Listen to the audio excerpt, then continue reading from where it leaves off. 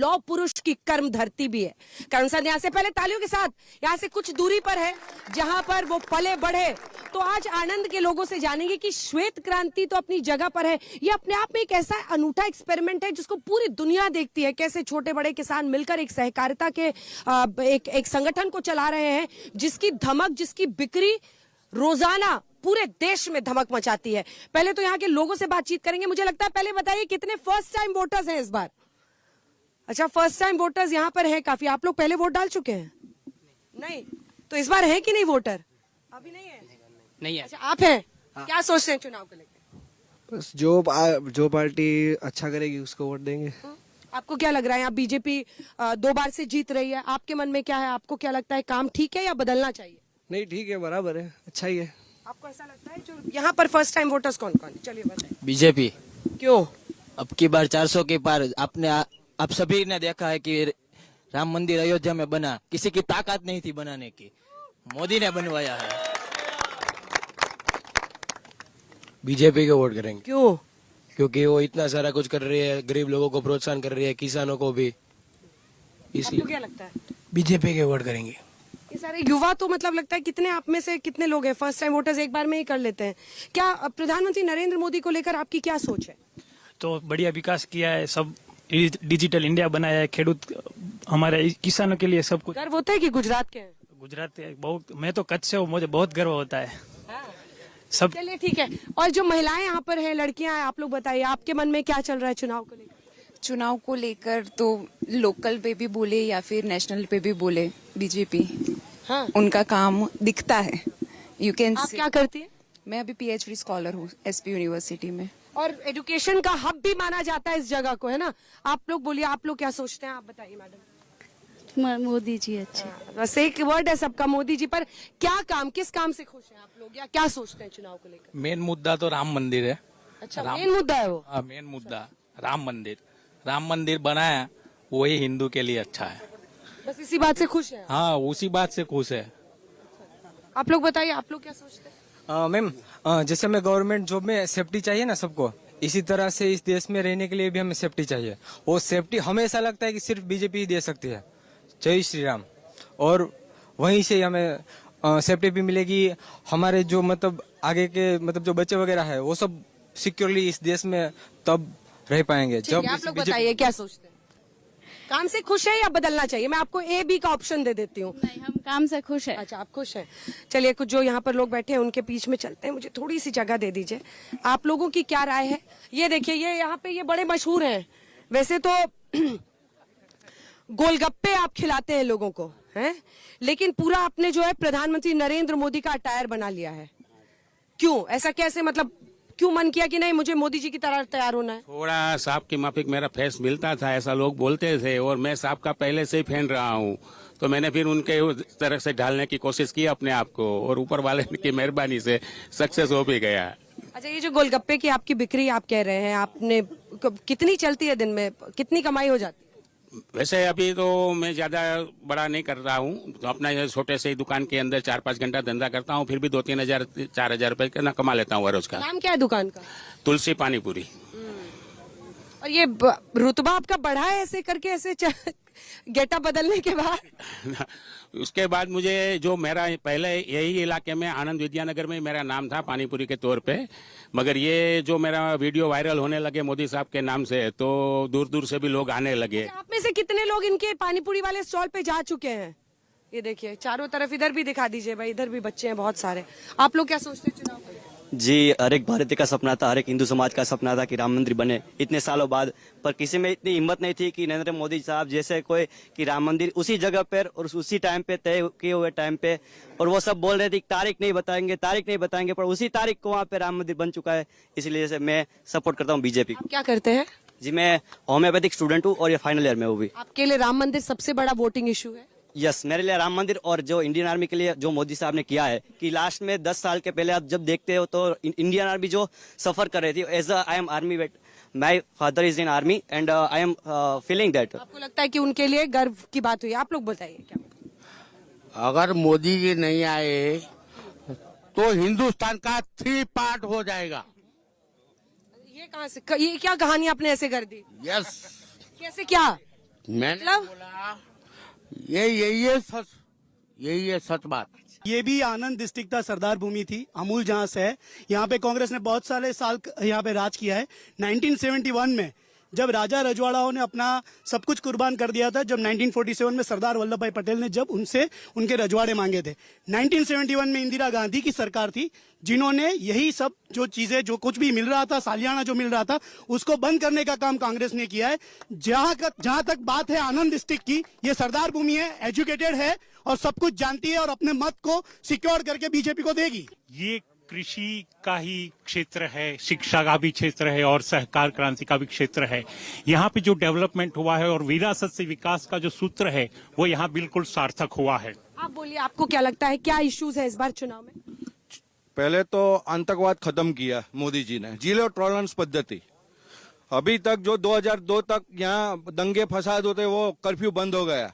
सुरक्षा की मोदी जी ने यहाँ लोगों की सुरक्षा की और सबसे आगे उन्होंने वो बताया कि घर में जाके उनको लोगों को आतंकवाद को जो बढ़ावा देगा उसको घर में जाके ठोकते हैं वो लोग, समझो वो बड़ी बात हुई। आप बताइए, आप क्या सोच रहे हैं?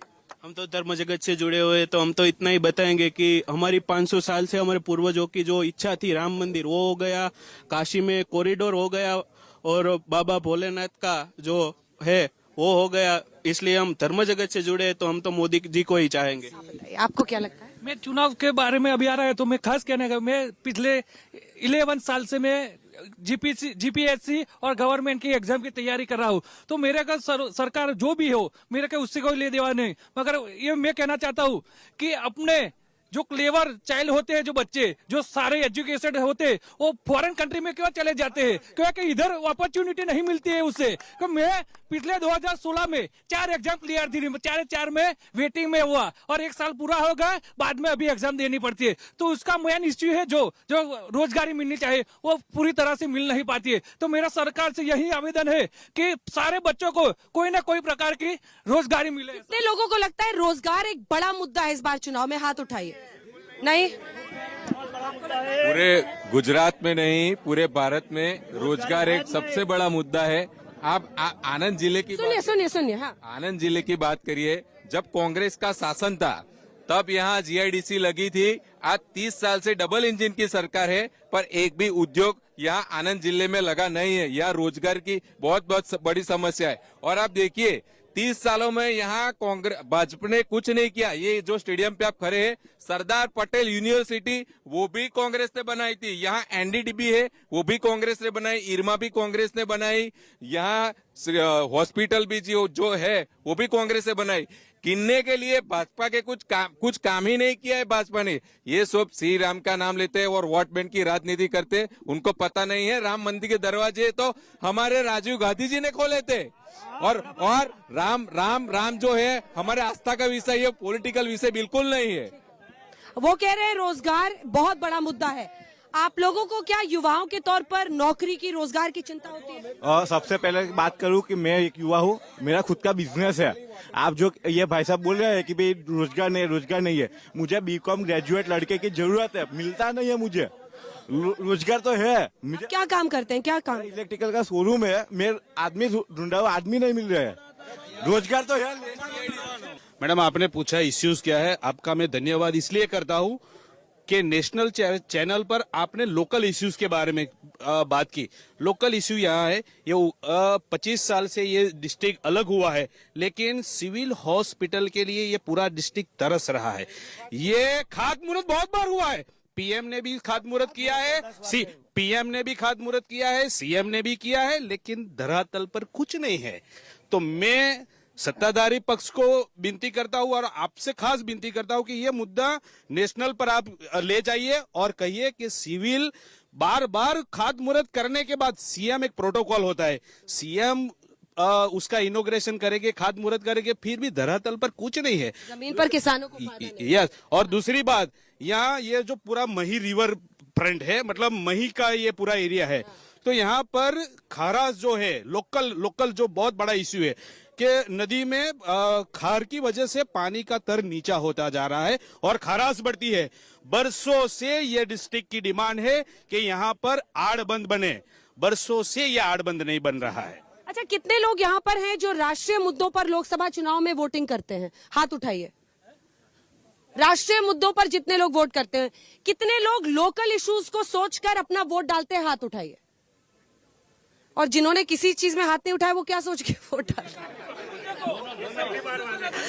सभी मुद्दों पर कितने लोग वोट डाल, लोकल भी नेशनल भी?